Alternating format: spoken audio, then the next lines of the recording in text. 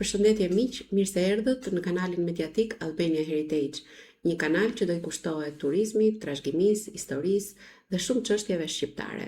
Si fillim, do të nisim me projektin Heritage is Our Brand, një projekt i financuar nga Bashkimi Evropian dhe i zbatuar nga DMO Albania dhe EU Policy Hub.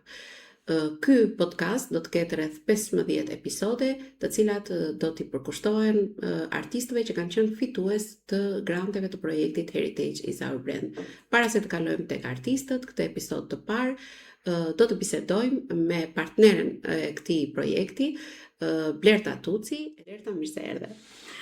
Përshëndetje Eva, faleminderit që bashkëndajmë këtë sukses të përbashkët, që është projekti Heritage is Our Brand, por edhe sukseset e projektit, që kanë qenë produkte, edhe siç është ky podcast i radhës.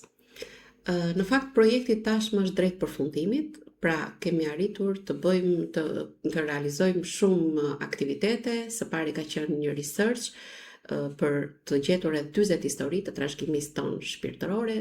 Ne do të flasim pikërisht për qëllimin e këtij projekti, që kishte si fokus të rinjt. Për çfarë dinë të rinjt për trashëgiminë shpirtërore? Po Eva, faktikisht një nga fokuset kryesore të projektit, të target grupet kryesore të projektit kanë qenë të rinjt. Pa të rinjt, nëse nuk ja përcjellim atyre këtë dije kombëtare, kolektive, trashëgiminë kulturore që ne e kemi mjaft të pasur, është e pamundur të themi që e kemi bërë detyrën tonë si qytetar, por edhe si komb. Ndaj fokusi kryesor i këtij pyetësori, siç theve ti, ishte që të kuptojmë si të rinjt e njohin trashëgiminë kulturore, sa ata e njohin, sa kuptojnë nga ajo që kanë parë në familje, në tradita, valle, kulturë, rite. Në diasporë është bërë një shpërndarje mjaft e mirë, le të themi, kryesisht në zonat ose qytetet, shtetet ku ka shumë shqiptar, ku ka një numër të konsiderueshëm shqiptarësh, dhe feedbacku ka qenë mjaft pozitiv për disa gjëra që shqiptarët ende vazhdojnë dhe i trashëgojnë tek fëmijët dhe tek të rinjt, por ka shumë nevojë për informim më të mirë, njohuri më të thelluara për sa i përket historisë, trashëgimisë, monumenteve që ne i kemi trashëguar në shekuj, dhe të kuptohet më mirë përmbërësia e pasurisë sonë kulturore dhe shpirtërore. Një nga gjetjet kryesore të këtij pyetësori ishte që më shumë të rinjt i kanë marrë traditat, i kanë përcjellë nga familja sesa nga shkolla. Pikërisht për këtë arsye ne do ndryhojmë me projektin ton në shtator dhe do të merremi pikërisht me shkollat. Pra, ne mendojmë që shkollat duhet bëjnë më shumë. Atëherë në këtë kuadër, çfarë pritet nga shtatori deri në dhjetor? Po, siç e përmenda, pyetësori nuk ishte vetëm qëllimi që ne të merrnim disa të dhëna. Pyetësori u konkludua në një studim të mirëfillt, që nxori disa statistika, nxori disa problematika, nxori dhe nevojën për të pasuruar kurrikulat shkollore, dhe sigurisht me ndërhyrjet globaliste dhe me modernizimin dhe me dëshirën për të kapur modernizimin, si në konsum, si në shije, edhe këto tradita dal nga dal, po zbehen, le të themi.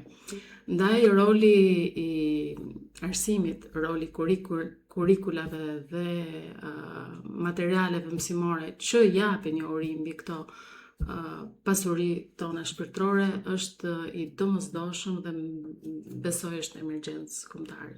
Atëherë ne do ndërhyjmë në 2 pika, pra do ndërhyjmë dhe te kurrikulat, sa të mundemi, pra do të rrasim mësuesit në një forum, dhe më pas kemi dhe një konkurs për fëmijët. Mund të na thoni diçka më shumë për këto aktivitete të mëdha?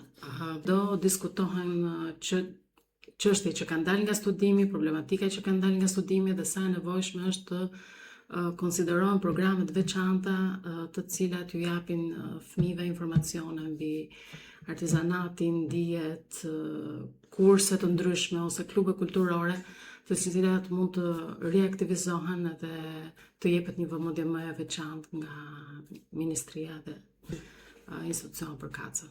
Atëherë po në tetor do thrasim edhe konkursin për fëmijë kombëtar.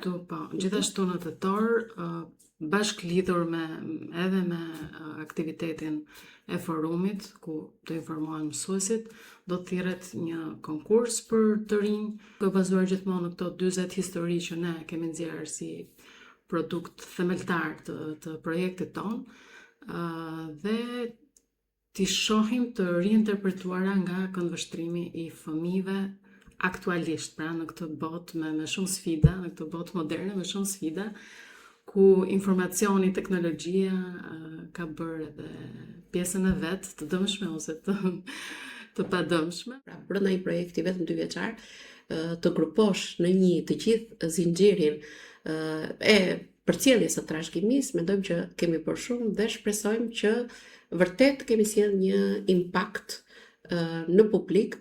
Dhe faktikisht në që tani e kemi matur dhe pa mbaruar projekti, që impakti ka qenë shumë i madh dhe i veprave artistike, shpresojmë të njëjtën gjë dhe për ndikimin në shkolla dhe në arsim. Kështu që ju falenderojmë, shpresojmë të na ndiqni në të 15 episodet me artistët e projektit Heritage is Our Brand. Blerta, faleminderit. Faleminderit Eva.